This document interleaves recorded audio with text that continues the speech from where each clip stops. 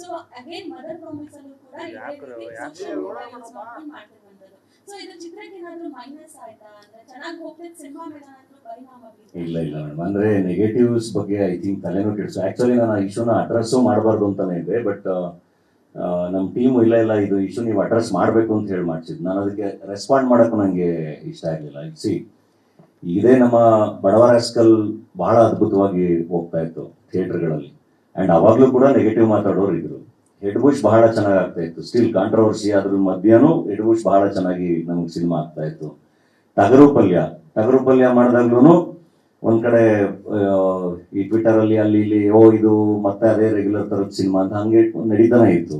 And mother promise ಮಾಡಿದಾಗ್ಲೂ ಅದು ನಡೀತಾನೆ ಇದೆ. ಅಂಡ್ ಇದು ಬರೀ ನನ್ನ ಸಿನಿಮಾಗೆ ಅಥವಾ ನಮ್ಮ ಸಿನಿಮಾಗೆ ಅಂತಲ್ಲ, ಕನ್ನಡದ ಯಾವ ಸಿನಿಮಾ ರಿಲೀಸ್ ಆದ್ರೂ ಇದು ನಡೀತಾನೆ ಇರುತ್ತೆ. ಸುದೀಪ್ ಸರ್ ಎಷ್ಟೊಂದ್ ಸರಿ ಹೇಳಿದ್ದಾರೆ, ಎಲ್ಲ ಆಕ್ಟರ್ಗಳು ಅದನ್ನ ಅಡ್ರೆಸ್ ಮಾಡ್ತಾನೆ ಇರ್ತಾರೆ. ಅದು ಯಾವ್ದೇ ಸಿನಿಮಾ ರಿಲೀಸ್ ಆಗಲಿ, ಸುದೀಪ್ ಸರ್ದು ರಿಲೀಸ್ ಆಗಲಿ, ಶಿವಣ್ಣ ಅವ್ರದ್ದು ರಿಲೀಸ್ ಆಗಲಿ, ದರ್ಶನ್ ಸರ್ದು ರಿಲೀಸ್ ಆದಾಗ, ಈಗ ಎಷ್ಟೋ ಟಾಕ್ಸಿಕ್ ಬರ್ತಿದ್ದಾಗ, ಯಾವಾಗ್ಲೂ ಒಂದು ವರ್ಗ ಇದ್ದೇ ಇರುತ್ತೆ ಫಾರ್ ವೇರಿಯಸ್ ರೀಸನ್ಸ್. ಬೇರೆ ಬೇರೆ ತರದಲ್ಲಿ ಆ ತರ ಒಂದು ನೆಗೆಟಿವ್ ಮಾಡೋವಂಥದ್ದು ನಡೀತಾನೆ ಇರುತ್ತೆ. ಅದಕ್ಕೆ ನಾನು ಜನರಲ್ ಆಗಿ ಬರೆದು ಹಾಕಿದ್ದು, ದಿಸ್ ಕಲ್ಚರ್ ಶುಡ್ ಸ್ಟಾಪ್ ಅಂತ. ಅಂಡ್ ಅದನ್ನ ಅಡ್ರೆಸ್ ಮಾಡೋದು ಐ ಡೋಂಟ್ ನೋ ಹೆಂಗ್ ಅಡ್ರೆಸ್ ಮಾಡಬೇಕು ಎಲ್ಲ ಅಂತ. ಬಟ್ ಅದ್ರ ಬಗ್ಗೆ ಎಲ್ಲ ಆಕ್ಚುಲಿ ಹೇಳ ಅದನ್ನ ನೆಗ್ಲೆಕ್ಟ್ ಮಾಡ್ಬೇಕು, ಇಗ್ನೋರ್ ಮಾಡ್ಬೇಕು. ಸಿನಿಮಾ ಬಹಳ ಚೆನ್ನಾಗಿದ್ದಾಗ, ಜನ ಬಂದಾಗ ಅದನ್ನ ಯಾರು ತಡೆಯಕ್ಕಾಗಲ್ಲ. ಎಷ್ಟು ನೆಗೆಟಿವ್ ಮಾಡೋಕ್ಕಾಗತ್ತೆ? ಪ್ರೇಕ್ಷಕನಿಂದ ಪ್ರೇಕ್ಷಕನಿಗೆ ಹೋಗೋದೇ ಸತ್ಯ. ಆ ಸತ್ಯದ ಮುಂದೆ ಇನ್ಯಾವ ಸತ್ಯನೂ ಇಲ್ಲ. ಅಂಡ್ ಡೆಫಿನೆಟ್ಲಿ ಇವತ್ತಿಗೆ ಕನ್ಫ್ಯೂಷನ್ಸ್ ಇದೆ. ಅಂದ್ರೆ ಆಡಿಯನ್ಸ್ಗೆ ಸೋಷಿಯಲ್ ಮೀಡಿಯಾದಲ್ಲಿ ಬರೋದು ಯಾವ್ದು ನಿಜ ಯಾವ್ದು ಸುಳ್ಳು, ಅಥವಾ ಮೀಡಿಯಾದಲ್ಲಿ ಬರೋದು ಯಾವ್ದು ನಿಜ ಯಾವ್ದು ಸುಳ್ಳು, ಯಾವ್ದನ್ನು ಜಡ್ಜ್ ಮಾಡದೇ ಇರೋ ಪರಿಸ್ಥಿತಿಗೆ ಬಂದಿದೆ ಇವತ್ತು ಎಲ್ಲದನ್ನು. ಸೊ ಹಂಗಿದ್ದಾಗ ಸತ್ಯ ಯಾವುದು ಅಂತ ಕಂಡುಕೊಳ್ಳೋದು ಅದು ಪ್ರೇಕ್ಷಕನಿಗೆ ಬಿಟ್ಟಿದ್ದು. ಸೊ ಆಡಿಯನ್ಸ್ ಹೋದಾಗ ಮಾತ್ರ ಐ ಥಿಂಕ್ ಯಾವುದೇ ಒಂದು ಸಿನಿಮಾ ಪ್ರಾಡಕ್ಟ್ ಎಲ್ಲದನ್ನು ಬಹಳ ಚೆನ್ನಾಗಿ ಆಗೋದು.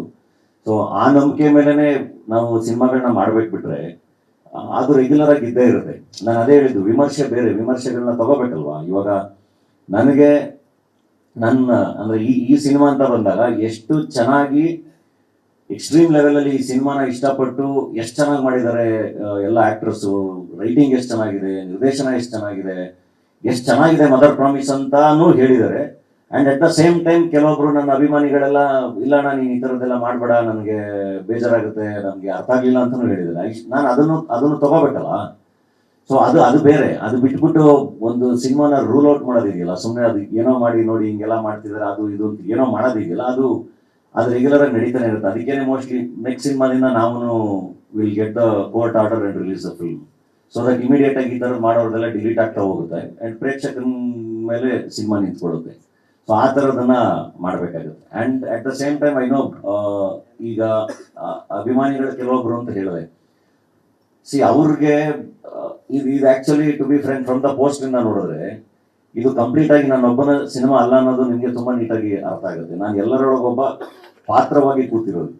ಯಾಕೆಂದ್ರೆ ಇದು ಜನರೇಷನ್ ನೆಕ್ಸ್ಟ್ ಸಿನಿಮಾ. ಇದು ಜನ್ಸಿಗಳಿಗೆ ಅಂತಾನೆ ನಾವು ಫಸ್ಟ್ ಇದನ್ನ ಓದ್ದಾಗ್ಲೇನೆ ನಾವು ಮಾಡಿದ ಸಿನಿಮಾ. ಸೊ ನನ್ನ ಖುಷಿ ಏನು ಅಂದ್ರೆ ನನ್ನ ಸಿನಿಮಾಗಳು ನಾನು ಜರ್ನಿ ಮಾಡ್ತಾನೆ ಇರ್ತೀನಿ, ನನ್ನ ಮಾಸ್ ಸಿನಿಮಾಗಳು ಮಾಡ್ತಾನೆ ಇರ್ತೀನಿ, ಅಥವಾ ನಾನು ಒಂದಿಷ್ಟು ಎಕ್ಸ್ಪೀರಿಮೆಂಟ್ಸ್ನೂ ಮಾಡ್ತಾನೆ ಇರ್ತೀನಿ.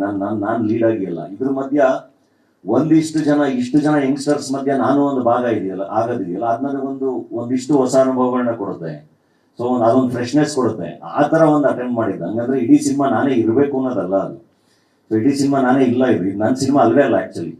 ಸೊ ನನ್ನ ಸಿನಿಮಾ ಅಲ್ಲ ಅಂತಲ್ಲ, ನನ್ನ ಒಬ್ಬನ ಸಿನಿಮಾ ಅಲ್ಲ, ನಾನು ಇಡೀ ಒಂದು ತಂಡದ ಒಂದು ಭಾಗ ಆಗಿ, ಒಂದು ಪಾತ್ರ ಆಗಿ ಮಾಡಿರುವಂಥದ್ದು. ಸೊ ಒಂದೊಂದು ಸಿನಿಮಾನು ಒಂದೊಂದು ರೀತಿ ನೋಡ್ಬೇಕಾಗುತ್ತೆ. ಸೊ ಮದರ್ ಪ್ರಾಮಿಸ್ ಆ ತರ ಎಲ್ಲರೂ ಸೇರ್ಕೊಂಡು ಏನೋ ಮಾಡ್ಬೇಕಾದ್ರೆ ಅವ್ರ ಜೊತೆ ಒಂದು ಒಳ್ಳೆಯ ಭಾಗ ಆಗಿದ್ದೀನಿ ಅಷ್ಟೇ. ಬಿಟ್ರೆ ಸೊ ಇದನ್ನ ಬೇರೆ ತರ ಸಿನಿಮಾ ನೋಡ್ಬೇಕಾಗುತ್ತೆ.